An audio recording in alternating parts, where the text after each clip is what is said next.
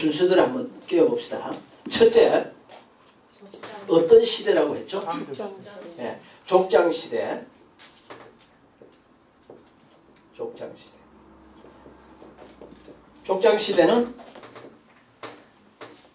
천지창조에서부터 요셉이 죽음까지 그 사이에 아브라함이 태어났던 시대 비슷한 그 연대의 욥의 이야기였죠. 그래서 창세기 이 족장시대에 같은 이 속한 성경은 창세기와 더불어서 욥기다. 그죠? 욥기서 두 권입니다. 자, 그 다음에 두 번째, 요셉이 죽고 나서 이스라엘의 역사가 어떻게 진행됩니까? 두 번째 무슨 시대로 들어가죠? 네, 광야시대. 이 광야시대는 어디서부터 잡느냐면 모세의 출생에서부터 왕궁에서 40년, 그리고 미디안 광야에서 40년, 그 다음에 이스라엘 백성들 출애굽시켜서 40년인데 모세가 죽기까지입니다.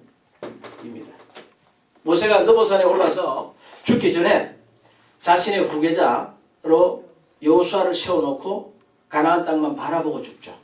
거기까지가 이 광야시대라.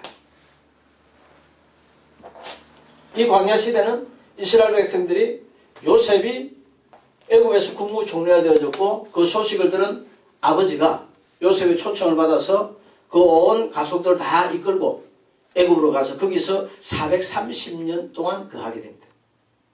그 430년이 마칠 때쯤 돼가지고 이스라엘 백성들이 애굽의 바로 왕에게 학정을 당하고 또 그로 인해서 부르짖고 기도하게 되고, 이에 하나님께서 모세를 보내서 이스라엘 백성들을 애굽에서 탈출시켜 주시되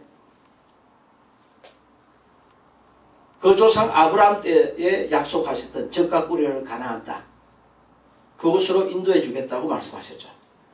자, 그러나 이스라엘 백성들이 광야에서 열정당군의 거짓 보고를 받고서 가나안 땅 들어가기를 거부하고 두려워하고 이로 인해서 들어가지 못합니다. 이와 같이 오늘날도 하나님께서 우리에게 가나안 땅으로 들어가게 해주시기를 원하시는데 못 들어가는 경우가 많이 있어요. 이 가나안 땅은 영적으로 비교하면 천국과 똑같고, 또 다른 면으로 비유하면 축복된 생활입니다. 물질의 많은 재물의 복을 받을 수 있는 그러한 생활인데 못 들어가는 거예요. 왜 못 들어가느냐? 성경을 잘 알지 못했어요. 그러한 경우가 많습니다.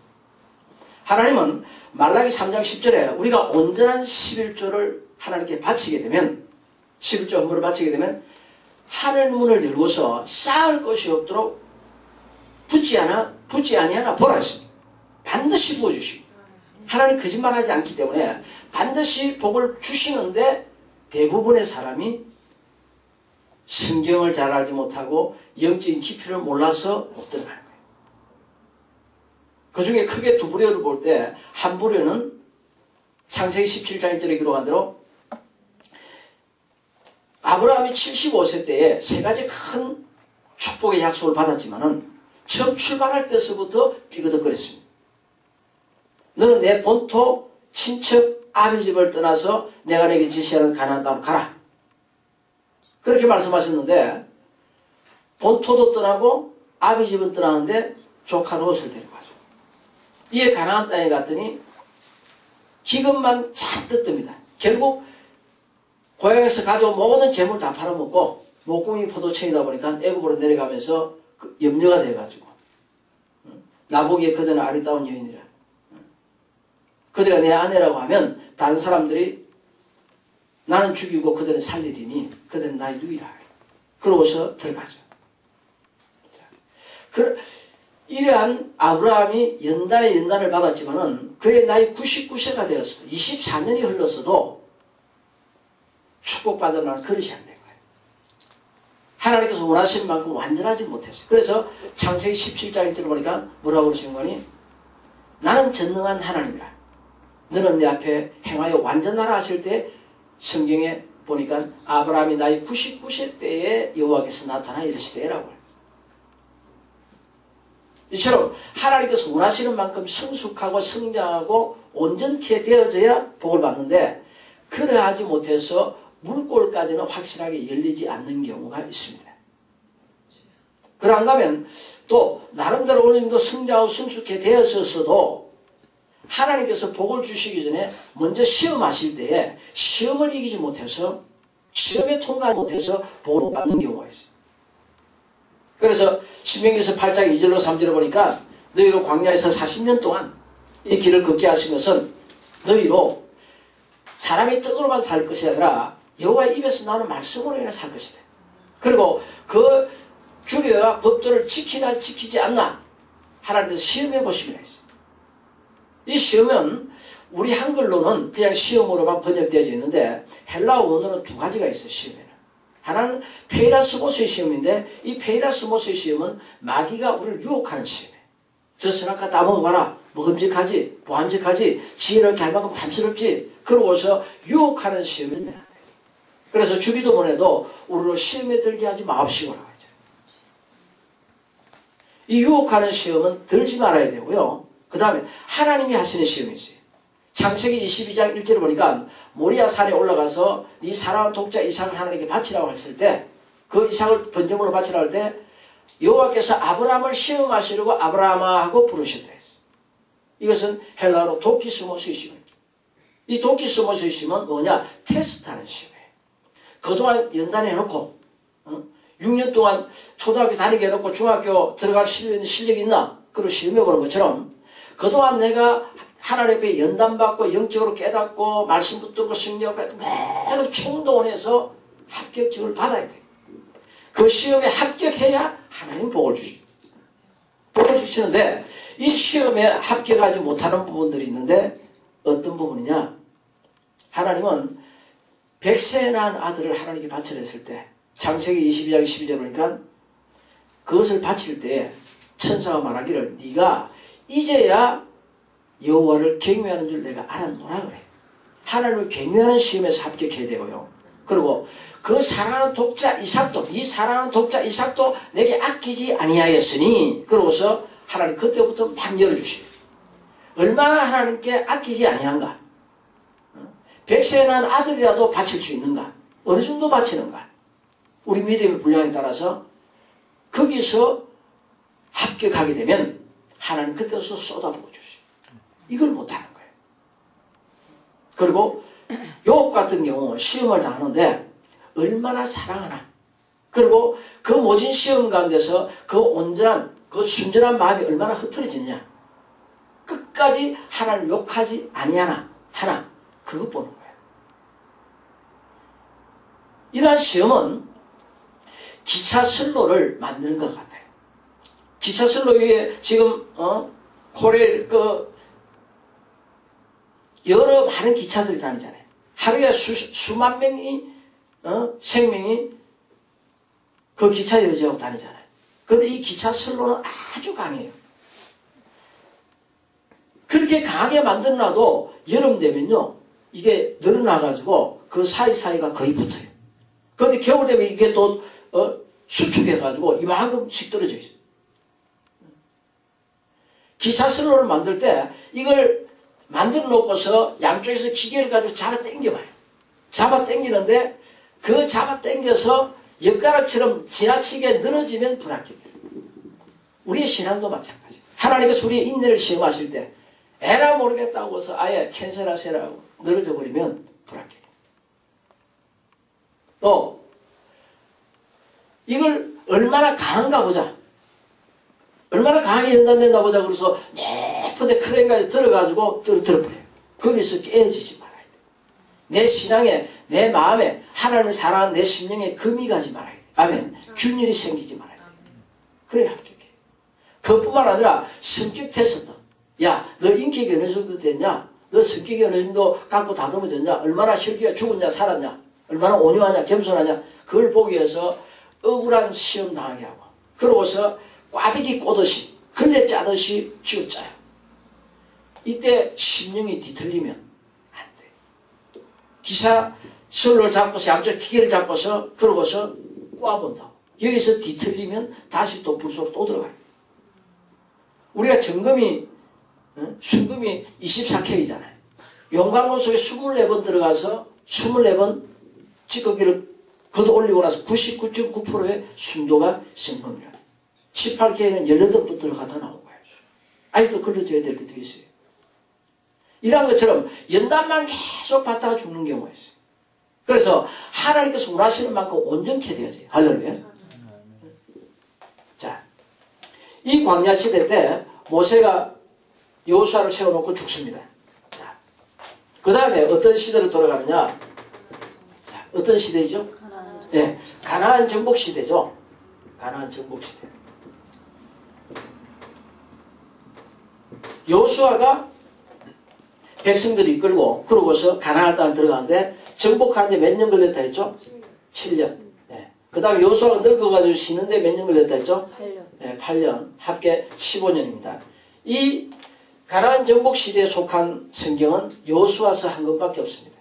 그리고 광야 시대에 속한 성경은 출애굽기, 레위기, 민수기, 신명기서. 자, 근데 신명기서는 레위기, 민수기, 출애굽기, 레위기, 민수기 거기에 기록된 성경이 다시 한번 또 나와요. 그 이유는 모세가 죽기 전에 40년 전에 신에서 알아서 받았던 612가지 계명, 규례와 법도들 이것을 죽기 전에 다시 한번 더 백성들에게 재교육시켰죠. 웬관이 9세대는 다 죽은 거야. 가나안 땅 정복하기를 거부했던 백성들은 40년 광야 생활 동안에 다 죽었고 여호수아와 관련만 남고 그러고서 애굽에서 탈출할 때 만 20세 이하의 청년들 그리고 광야에서 태어난 아이들 이 신세대로 구성되어졌단 말이에요. 이 신세대는 율법을 가르치지 않았어요. 그래서 다시 한 번 더 가르치되 다 가르치고 나고 나서 뭐라고 그러는 거니 두루마기에 다 써가지고 이스라엘 장로들을 주면서 매 7년 안식년마다 한 번씩 싹 다 어린아이들까지 다 가르쳐라. 그렇게 했는데 여호수아가 한 번 가르치고 죽었죠. 그리고 에발산에서 큰 도리에 율법을 기록해 놓고 나서 죽습니다. 자, 근데 모세는 여호수아를 제자화했고 여호수아는 그 일을 잘 수행했는데 여호수아는 제자를 삼지 못했어요. 제자. 이게 후계자를 정해주지도 않고 제자 훈련도 하지 못하고 그러고 죽다 보니까 백성들이 성경에 무지에 빠지죠. 그래서 가나안 정복 후에 정복을 하긴 했는데 또 이나마 일부만 정복했죠. 일부만 정복. 여호수아가 죽을 때 일곱 지파가 땅을 분배 못 받았어. 단지 이 분배받지 못한 일곱 지파는 정탐당해가지고 자기가 얻을 땅을 거려서 와가지고 그러고서 여호수 앞에 와서 제비를 뽑아가지고 이 땅 우리 땅이다. 그러고 죽었단 말이에요. 그런데 이 땅을 누가 다 차지하느냐? 누가 정복하느냐? 다윗. 할렐루야. 그래서 다윗은 왕 중의 왕이라. 그런데 자 여호수아가 죽고 나서 어떠한 시대에 접어들죠? 예, 영적 혼돈 시대에 들죠. 영적 혼돈 시대에 드는데 이때에 12사사들이 이스라엘 치련 그리고 그 기간은 340년입니다. 340년. 예, 사사시대가 다 끝나갈 때쯤 돼서 다음 시대로 넘어가는데 어떠한 시대로 넘어가느냐? 다니엘 왕국 시대로 넘어가죠. 다니엘 왕국 시대로 넘어가는데 다니엘 왕국 시대 전에는 하나님께서 직접 이스라엘 다스리시는 그러한 신정정치가 시작되어졌는데 이제부터는 뭐냐? 왕정정치. 인간을 다스리는 정치로. 자, 근데 이 혼돈시대, 사사시대의 끝부분에 누가 태어나죠? 사무엘. 사무엘이 태어나서 이제 나라를 새롭게 하자. 그러고서 미스바라 모이라 해서 거기서 영적인 개혁을 일으킵니다. 이에 블레셋이 쳐들어와서는 하나님께서 우레를 바라시고 그들을 어리지럽게 하고 해서 사사시대 때 블레셋에게 빼앗겼던 모든 세력을 다 회복합니다. 우리가 영적으로 회복되면 얼마 안 가서 보통 제 경험으로 볼 때는 빠르면 3개월만 잘 인내하고 아니면 한 6개월까지만 쭉 영적인 최고의 상태로 쭉 계속 가면 쭉 계속하면 하나님께서 재물을 주시더라고요.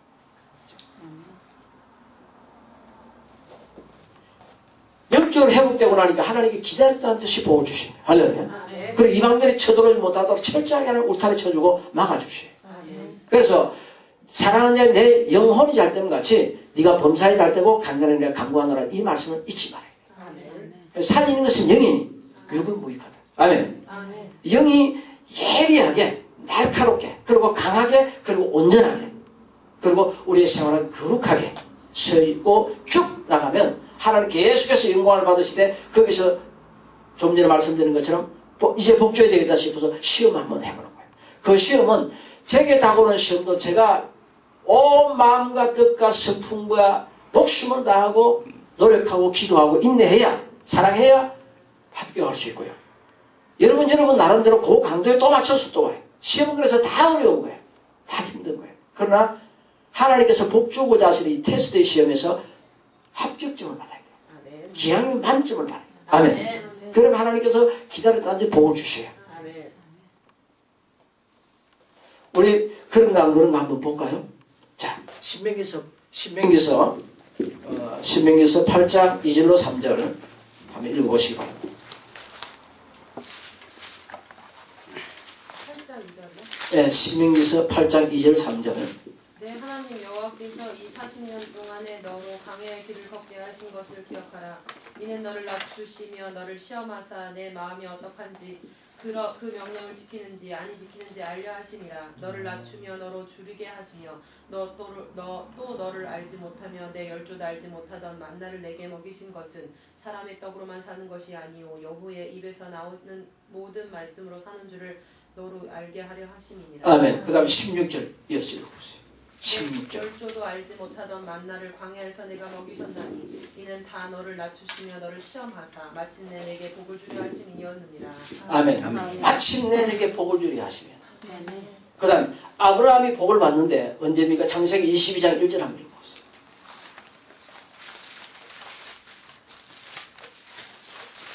이삭을 받은 시험에 하나님 아브라함을 시험하시려고 그를 부르시되 아브라함아 하시니 그가 하루되 내가 여기 있나이다. 네, 그를 시험하시려고 이 테스트 시험 돕기 숨으시고 할렐루야. 그 다음 시편 66편 10절로 12절 한번 읽어보세요. 시편 66편 10절로 12절.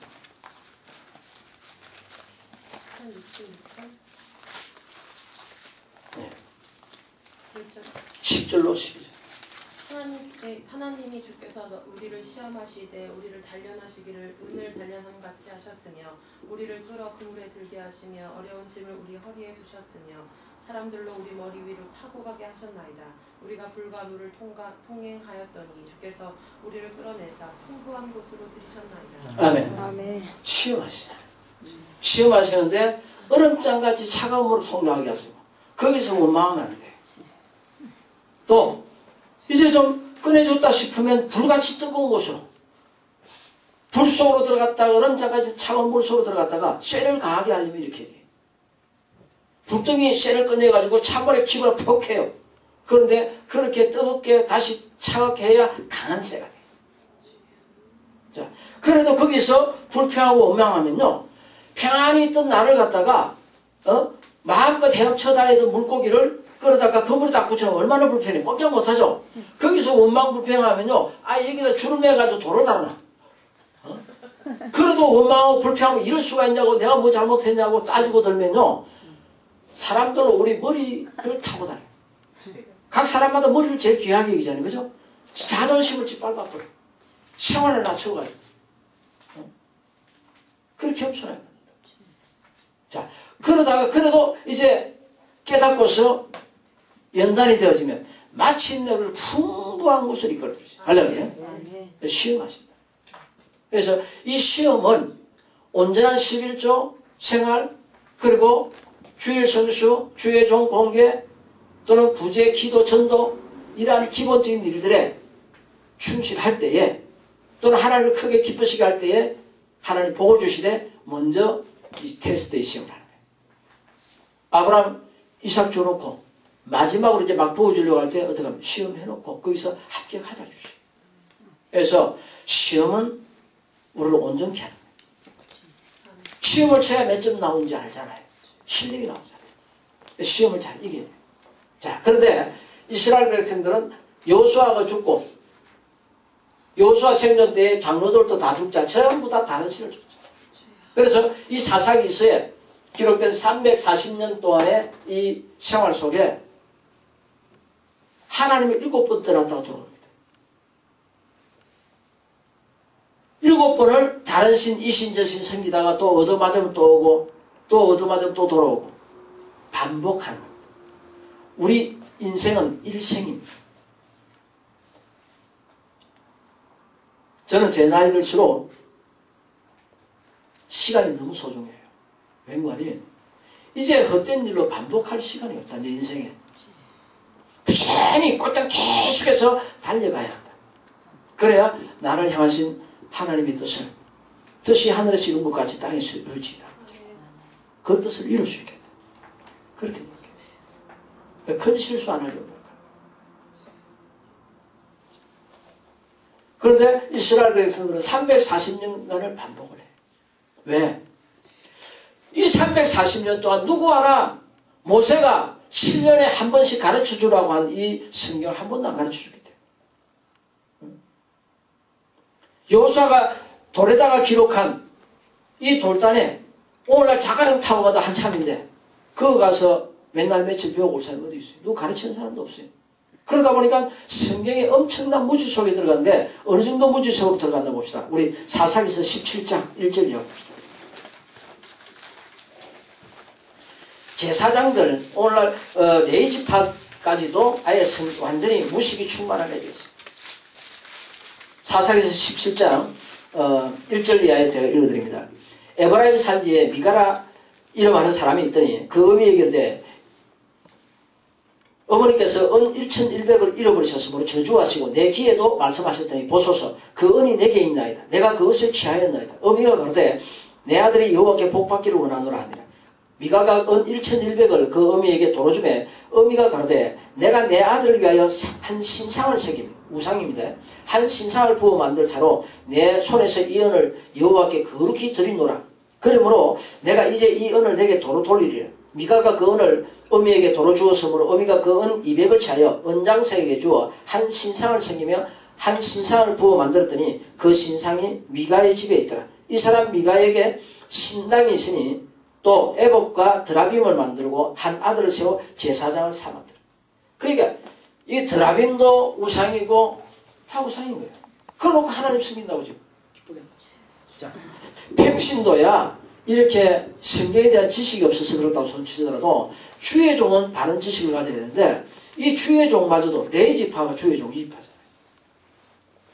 어느 한 내인이 어떻게 하나 봅시다. 17장 7절이야. 유다 가족에 속한 유다 베들레헴의 한 소년이 있으니 그는 내인이어서 거기 우거하였더라. 이 사람이 거할 곳을 찾고자 하여 그 성읍 유다 베들레헴을 떠나서 행하다가 에브라임 산지로 가서 미가의 집에 이르매 미가가 그에게 묻되 너는 어디서부터 오느냐? 그가 이르되 나는 유다 베들레헴의 내인으로서 거할 곳을 찾으러 가노라.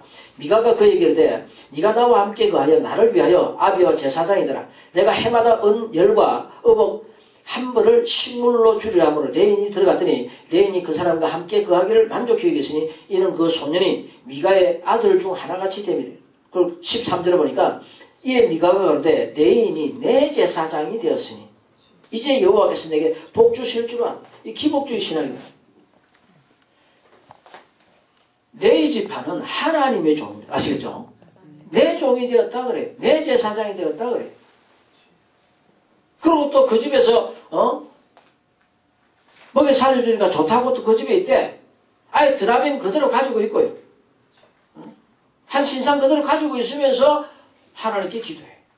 그러니까 아주 무식으로 충만해지고 영적 심한 혼돈기에 든 것이 이 혼돈시대. 이 혼돈시대 끝날 때쯤 돼서 사무엘이 그 어머니의 소원기도를 통해서 태어났고 이로 인해서 사무엘이 치리할 때 그 아들들이 뇌물을 받고 재판을 굳게 하고 그러자 백성들이 우리에게도 왕을 세워서 우리를 다스리게 해달라고. 그러자 하나님께서 원치는 않았지만 저들이 저렇게 구하니까 해주라고 그럽니다. 우리가요, 기도할 때, 내가 분명히 하나님께서 기뻐하실 것이다 싶어도 내 뜻대로 마옵시고 아버지의 원대로 되기를 원하나이다 하고 하나님께 맡겨버려야 돼요. 그렇지 않으면 가짜응답을 받을 수가 있어요. 꼭 내 뜻대로 해달라고 하면 가짜응답을 받을 수 있어요. 하나님 원치 하나도 준다고. 그 가짜응답에 대한 것이 마태복음 7장 7절로 12절. 부하라 찾아라 두드려. 그런데 그 뒤에 뭐라고 하니 누가 아들이 떡을 달라 하면 돌을 주며 생선을 달라 하면 뱀을 줄 사람이 있겠느냐. 떡 달라 하는데 돌을 줄 수 있다는 거예요. 둥그런 걸 주길래 떡이다 싶어서 먹었더니 이게 이빨을 깨뜨려 버렸어. 이번에 생선 먹고 싶다고 했더니 뭘 다른 걸 주길래 받으라 그래서 할렐루야 받아서 보니까 이 뱀이야. 내 손가락을 깨물어버려요. 가짜응답 받고 행하면요 크게 고통합니다. 아합 왕 시대에 엘리야가 시대를 변화시킵니다. 갈멜산 능력 대결에서 이기고 그로 인해서 굴 속에 숨어있던 선지자 400인이 나와서 국록을 먹으면서 예언을 해줍니다. 이때 아합 왕이 내가 길르앗 라못을 치러 가야 말냐 했더니 400인 선지자가 왕위에 올라가서 승리를 얻으소서. 하나님 그 땅을 당신에게 붙여주셨다고 합니다. 그러나 미가라는 선지자 한 명이 와서 왕이여 가면 당신 죽이려고 하나님께 다 계획하고 있다. 이에 아합이 두려워서 왕복을 벗고 일반 병사처럼 그냥 군복을 입고 들어가서도 적군이 우연히 화살을 쐈는데 그것도 정확하게 갑옷과 갑옷 사이를 매는 그 갑옷 솔기에 들어가서 폐를 깨뚫고 들어가잖아요. 결국 죽잖아요. 가짜응답은 이렇게 해요. 다윗왕도 가짜응답을 받았었죠. 사무엘하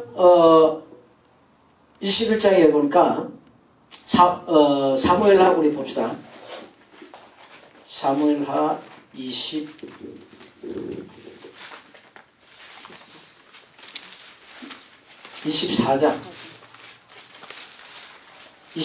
1절 여호와께서 다시 이스라엘 향해 진노하사 저희를 치시려고 다윗을 감동시키사 가서 이스라엘과 유다의 인구를 조사하라 하신지라. 자, 이때에 하나님께서 이거 안 되겠다. 다윗을 혼짝을 내놔야 되겠다. 이스라엘 차려야 되겠다. 근데 그 감정은 숨기시고 음성만 그래 네가 이스라엘 백성들 계수하고 싶으냐? 그래 인구수 조사해봐. 그랬단 말이에요. 그러니까 다윗이 할렐루야고 했는데 7만 명이 온유로 죽잖아요. 왜 죽습니까? 다윗이 가짜응답을 받았어요. 우리 역대상 21장 1절을 봅시다. 역대상 21장 1절 보면 그에 대한 이유가 정확하게 나와 있습니다. 역대상 21장 1절 사단이 일어나 이스라엘에 대적하고 다윗을 격동하여 이스라엘을 계수하게 하니라. 아멘. 누가 계수할 마음을 줬다? 사단이 준 거예요. 기도하더라도 사단이 준 욕심을 가지고 기도하면 안 돼요. 사단이 이렇게 하면 편리하게 살 수 있잖아. 편리주의로 살아. 오늘날 예수 믿더라도 편리하게 믿겠다는 사람 얼마나 많습니까? 수두룩합니다. 편리주의. 성경을 떠난 편리주의는 절대 통하지 않습니다. 아멘? 아멘. 신앙의 모습들이 있는데요. 이 신앙의 모습들이 보세요. 제가 대충 한 10가지만 찾아볼게요. 자, 편하게 예수 믿자. 편리주의 신앙. 자, 오늘 조금 전에 사사기 17장에서 봤듯이 미가의 집안. 자, 기복주의. 복 주시면 할렐루야하고 고난 주면 원망하고 시험 들고. 자, 그러는가 하면 자, 신비주의. 영도 제대로 분별하지 못하고 400인 선지자가 우리가 다 받았다. 여출일각의 왕이 올라가 승리를 얻어서서 그러잖아요. 그죠?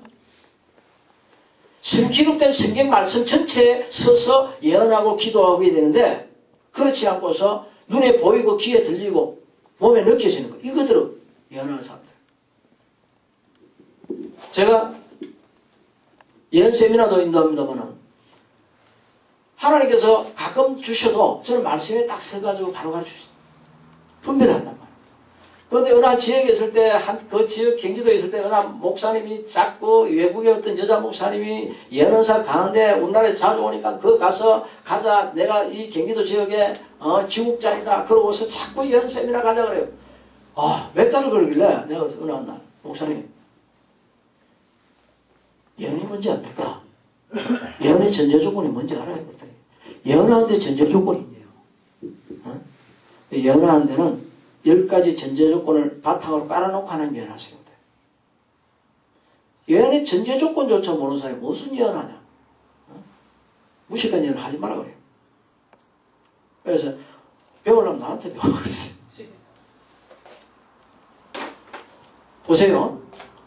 자, 니느웨 성읍에 가서 요나가 복음을 전한 40일이 지나면 무너지려 하잖아요. 무너져요, 안 무너져요? 안 무너지죠. 왜? 그들이 회개했기 때문에.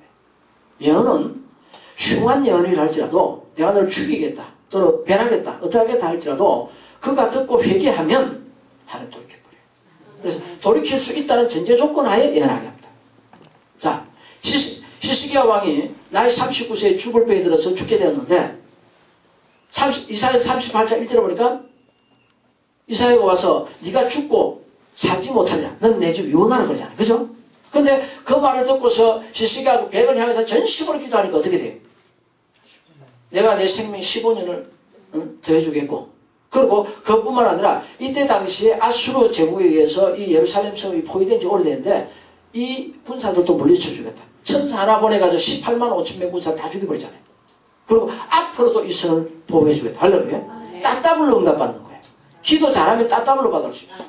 그러나 똑같은 문제로 똑같은 상황 속에서 기도가 시들하다. 그러면 히스기야가 네가 죽고 살지 못할 이런 예언을 한다.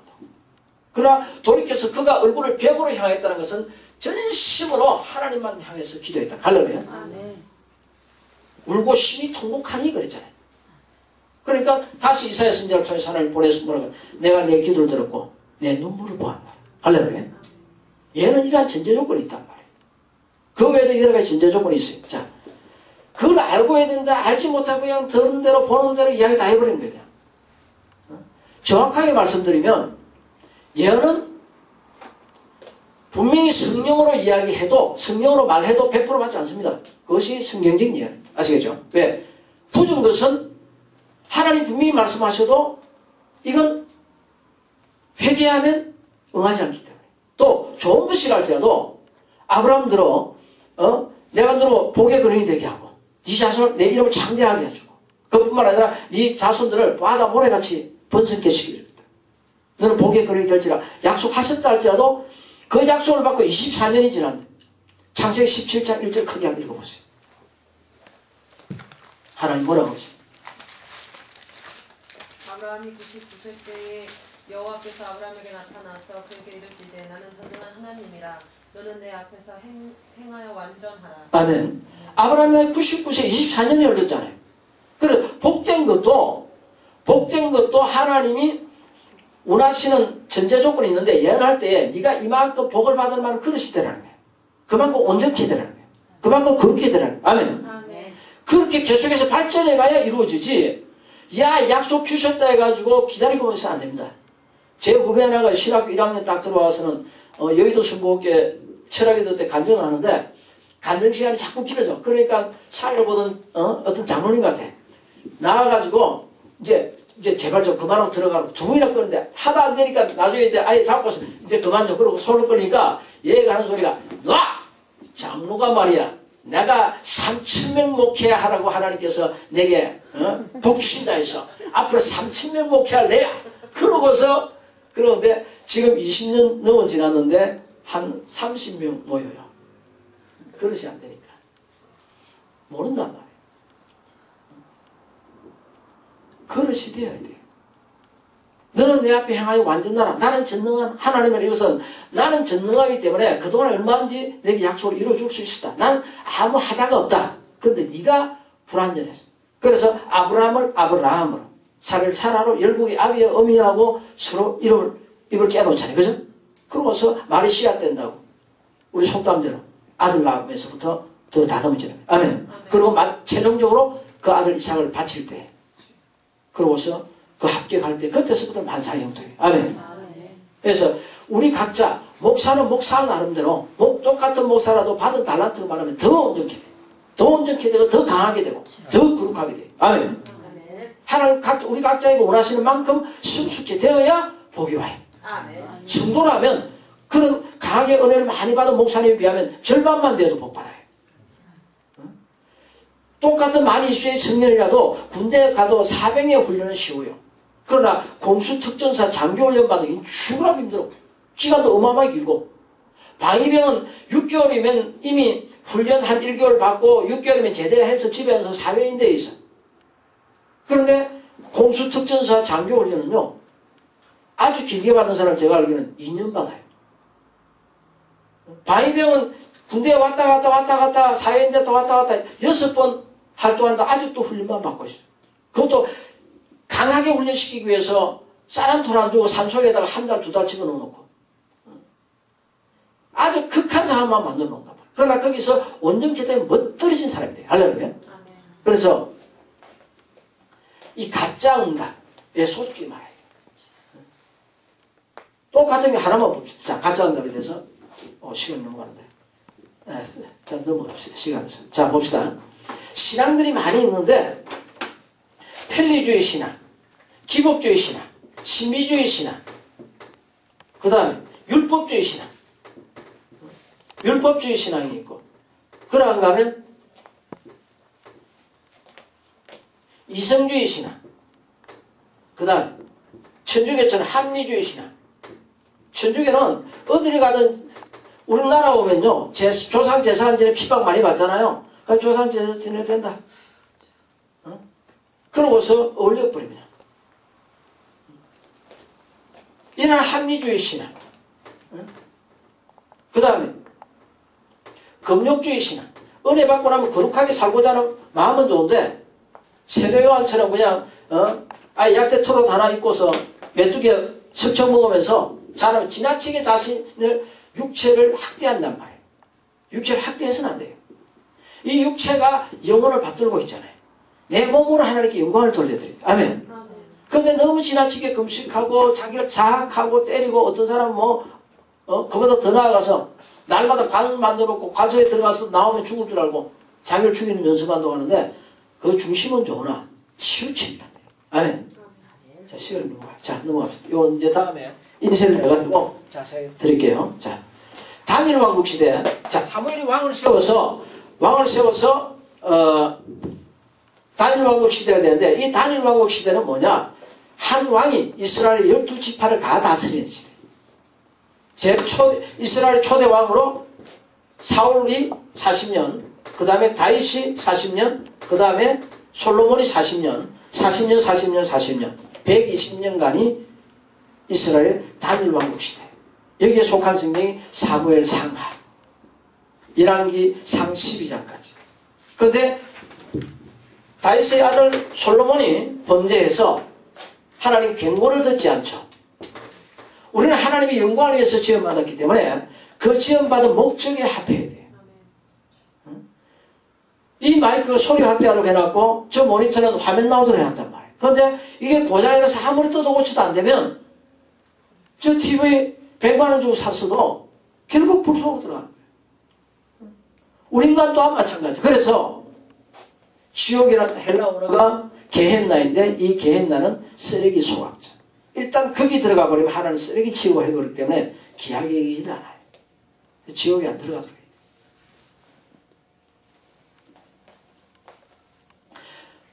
제가 이 세미나 마치고 나면 구원론에 대해서 한번 전해드리고 싶어요. 오늘 우리 목사님과도 오면서 집에 잠깐 이야기를 했는데 이 오늘날 교회에서 예수 믿기만 하면 구원받는다 가르치되 그건 일부가 맞는 말이에요. 맞는 말은 틀린 말은 아니에요. 믿음으로 반드시 구원에 이르래요. 그러나 그 구원은 전적인 은혜로 이스라엘 백성들이 애굽에서 모세를 통해서 하나님 10가지 재앙을 전적인 은혜로 구원해는 자기 행실이 아니잖아요. 그죠? 전적인 은혜로 홍해도 건너고 해서 구원은 받습니다.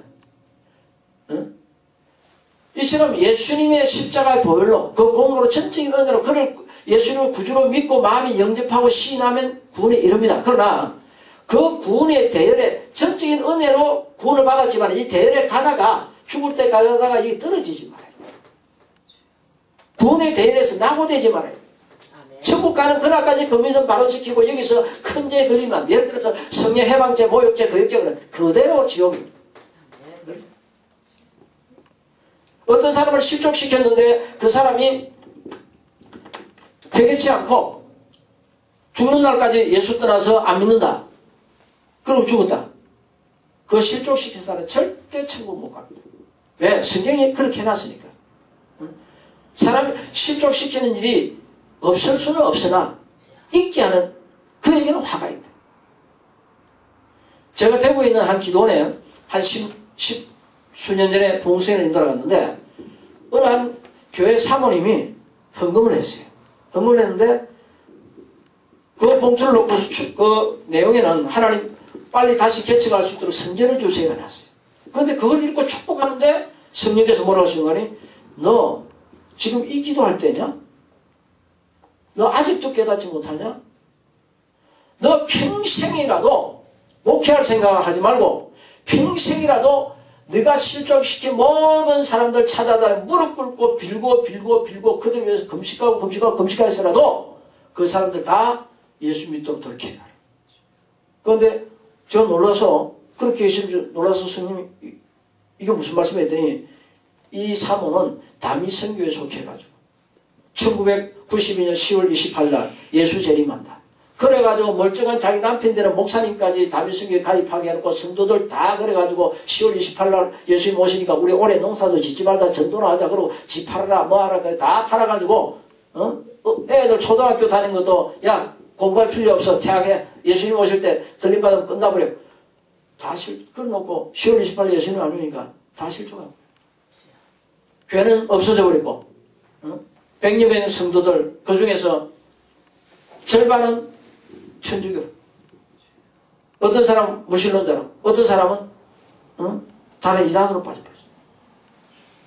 성경은요 1.1획도 변함이 없습니다. 예수님 뭐라고 그랬어요? 요한복음 12절이니까 저희가 내 말을 듣지 않을지라도 내가 저를 심판하지 않는다. 그러나 저를 심판할 리가 있으니 내가 한 그 말이 마지막 날에 저를 심판한다.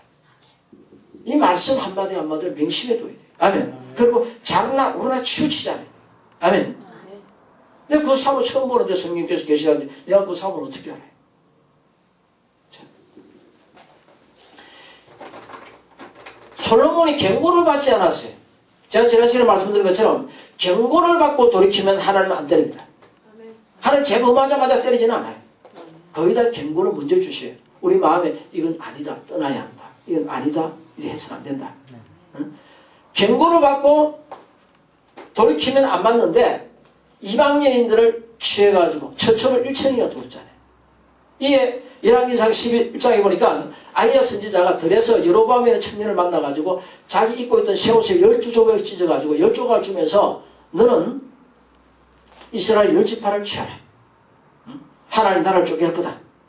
결국 말씀하신 대로 솔로몬이 죽던 주전 930년에 죽던 바로 그 해에 죽자마자 백성들이 왕궁으로 몰려와가지고 왕이 우리에게 세금을 너무 무겁게 먹여서 우리가 너무 힘듭니다. 좀 감액해 달라고. 그렇지 않으면 우리 당신을 떠나겠다. 그래서 결국 나라가 쪼개지잖아요. 이에 10지파는 여로보암이 왕이 되어서 다스리고요. 나머지 2지파 유다와 베냐민 지파. 이때 베냐민 지파가 유다에 속했기 때문에 바울 사도가 내가 베냐민 지파 사람이다. 에프레임이다 그 말이에요. 내세운 거예요. 자, 그런데 이 여로보암이 하나님 말씀대로 안 살아요. 하나님은 분명히 아이야 선지자를 통해서 네가 내 종 다윗처럼 내 말씀을 지키고 행하면 내가 다윗을 위해서 왕가를 이루어서 그 후손들로 자자손손 왕이 되게 해준 것처럼 나도 너에게 그렇게 하겠다 했어요. 이 엄청난 약속을 받았는데도 아까 말씀드린 것처럼 예언은 아무리 좋은 말씀을 주셔도 그릇이 안 되면 안 돼. 우리 그런 거 없는가 볼까요? 열왕기상 11장.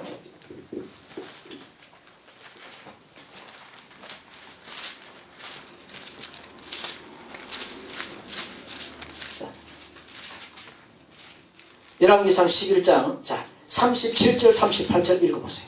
내가 너를 취하리니 너는 물은 내 마음에 원하는 대로 다스려 이스라엘 위에 왕이 되되 내가 만일 내가 명한 모든 일에 순종하고 내 길로 행하며 내 눈에 합당한 일을 하며 내 종 다윗의 행함같이 내 율례와 명령을 지키면 내가 너와 함께 있어 내가 다윗을 위하여 세운 것 같이 너를 위하여 견고한 집을 세우고 이스라엘을 내게 주리라. 아멘.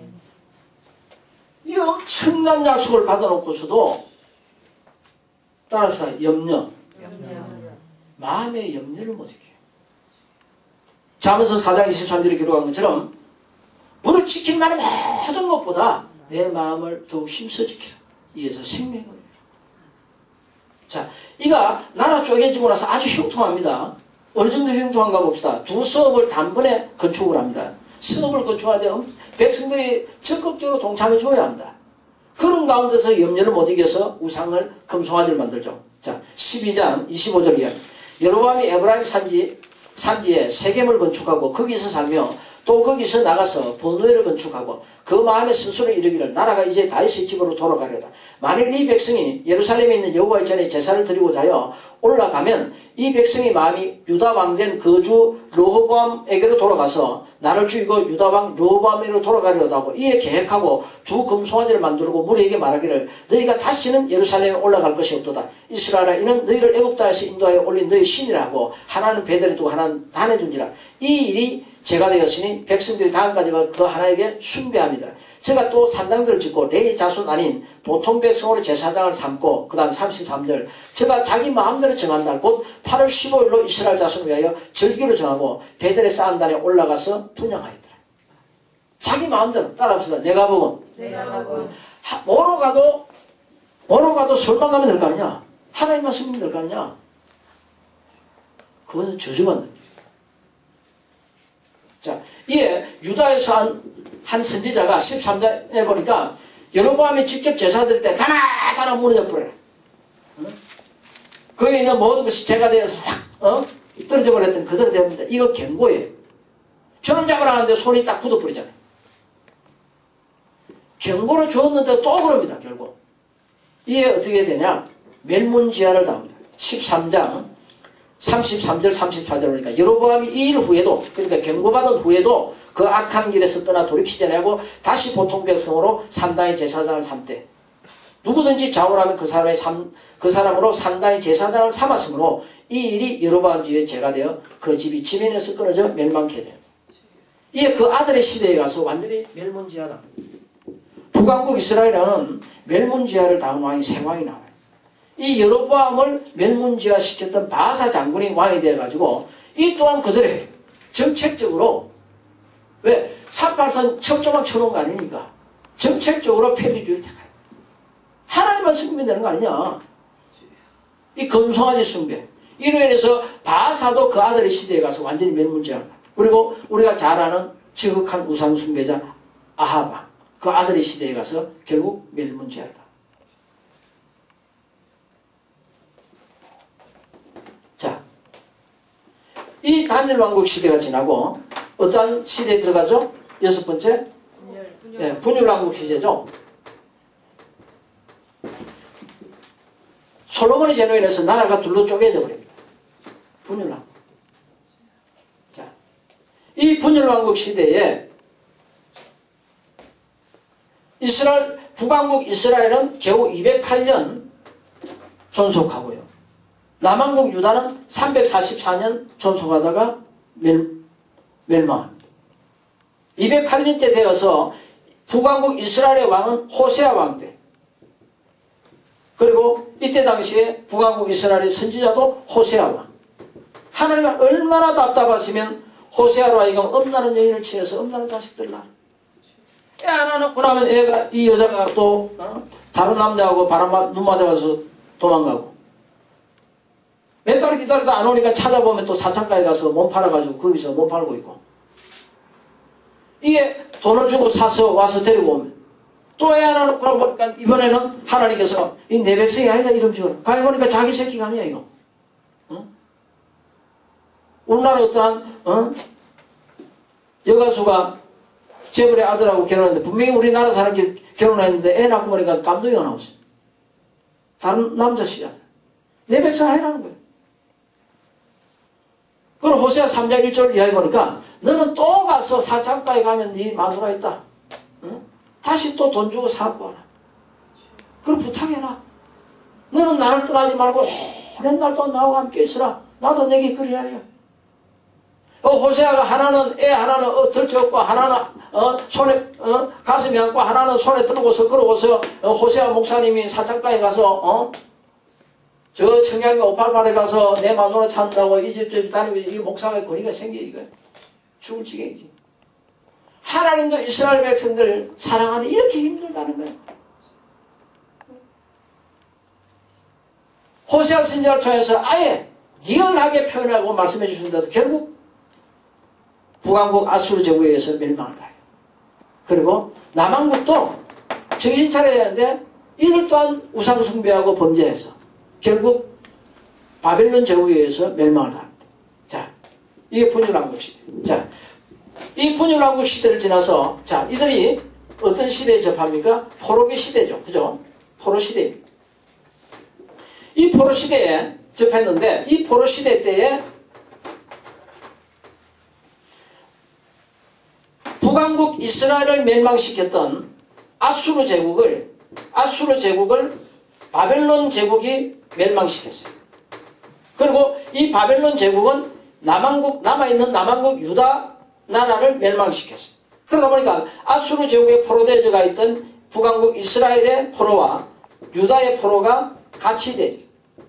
이 포로기 시대 때는 중요한 몇 가지 있어요. 이 포로기 시대 때 씌어진 성경이 뭐냐면 예레미야, 에가서, 그리고서 에스겔서, 다니엘서.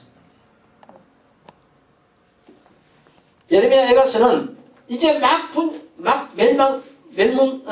멸망당한 남왕국 유다, 예루살렘의 처참한 모습을 보고 있어요.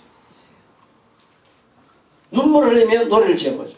자, 그런데 이 포로기 시대에 하나님은 크게 두 가지 역사를 하게 하셨는데 이 이스라엘 백성들을 징계하시면서도 크게 두 가지 일을 하셨는데 뭐냐? 에스겔을 통해서는 에스겔서 37장 마른 뼈다귀 환상을 보여주면서 이스라엘 소망이 끊어진 이 모습이 이러하다.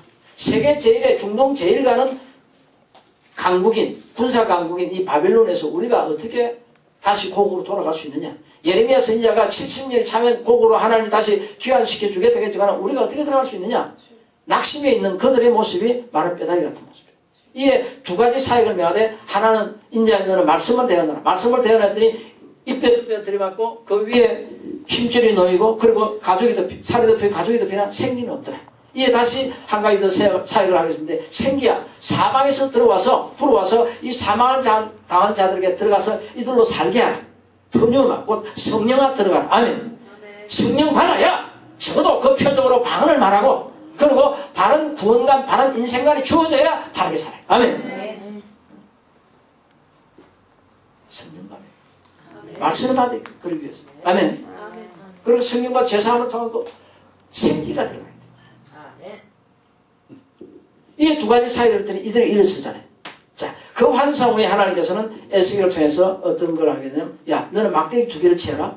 하나는 막대기 유다라 쓰고 하나는 이스라엘에 쓰라.